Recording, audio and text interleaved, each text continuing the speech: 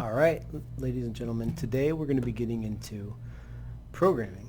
But we're going to start getting into the mathematical principles that are involved.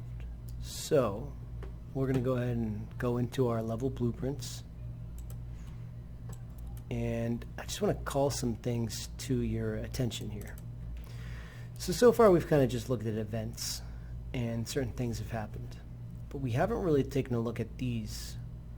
And in particular, the variables are going to be very important. And there's a few different types of variables that are going to be useful to us. The first one is called a Boolean. And this is either true or false. Go ahead and create one by clicking add new, or sorry, right here, add new variable. And then hit enter. Don't click off of it, otherwise it won't work. I don't know why. And then hit compile, and you'll see the default value will be set. So it can either be true or false. True, false. That's all a Boolean can be, 1 or 0. All right, let's create another variable. Now let's say that we want it to be, let me switch this one to let's do an integer. And an integer is going to be a whole number. So I'll just change this one to integer. Oh, I guess I'll just do it right here. Integer, enter. And so you can see them right there. Now we got integers, we got floats versus, what else do we got? We have bytes. I don't really use bytes that much, but let me show you the difference between an integer and a float. So if we compare the two, I wonder if I can just look at images. Yeah, I guess I'll just show you. So a integer is going to just be a whole number, 1, 2, 3, 4, 5, 6, 7, or negative. Whereas a float is going to give us a little bit more option. I'm going to create a new variable. And this time I'm going to choose a float. And this one's going to allow you to have decimal places. So if we go to, let me just delete this for now, print string, and I just choose a integer. I'm just going to say random integer. Actually, I'll just do a random integer. Then if we, when we hit play, it's just going to pick a random number, which it got 0. I guess I have to set the max to be something higher. 1,000. Okay, it's going to pick a random number. It chose 843. See if you can guess this one. 974. Okay, but if we set it to a float instead, random float, then we are going to get a decimal. I don't know how long it can be, but it's just going to give you some decimal. So why would you want to use float versus integer? Well, it depends on how precise you need to be.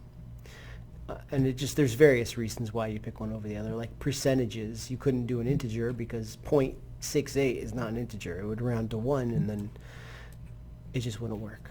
Now, why does it go from here to here and then to the pink? Well, that's because it has to convert it to a string, which is another type of variable, which we will call string. And in a string variable, it's a word. I don't think you can pick a random string. Random, no, I can't do that. That'd be cool though. Just shout out some random letters, but no, it doesn't work. Okay, so yeah, now what do you do with these now that you have them? Well, the answer is everything. You do everything with them. They're super important.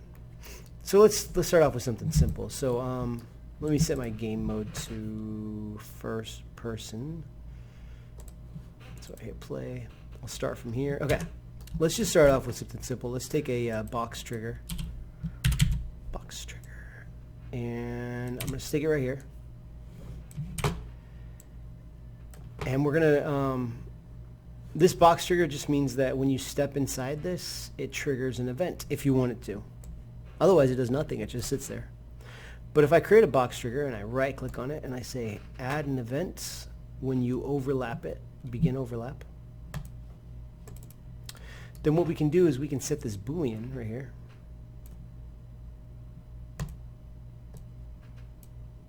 to true. So our default value is false, which means if the game starts, it's false. But then when we step on it, it's going to become true. And I know there's a way to show the integer value, but I'm forgetting it. Anyway, let's just see what happens. So when I hit play and I walk over this thing, you'll see that it just fired. Well, my Boolean just went from true to false. And it stays true, true, true. It's not going back and forth because I didn't tell it to. So it's just staying true. Okay. Well, then I could have another event that says when you leave this trigger box, add an event on end overlap. Well, let's set this variable Boolean to false. And then let's just to see what we're doing here, let's do a print string. And we'll just say true. And then another print string that just says false. And that way we'll know that this Boolean is either true or false. So if I step into the square, true, false, true, false, true, false. I'm in it, I'm not in it. And you can probably imagine that's going to be valuable information for a variety of applications. Like let's say that we have a button. So I'll put a button, let's take this thing and move it a little bit. I'm going to put it right next to my building. And then I'm going to take a rectangle and just a cube and just throw it right there.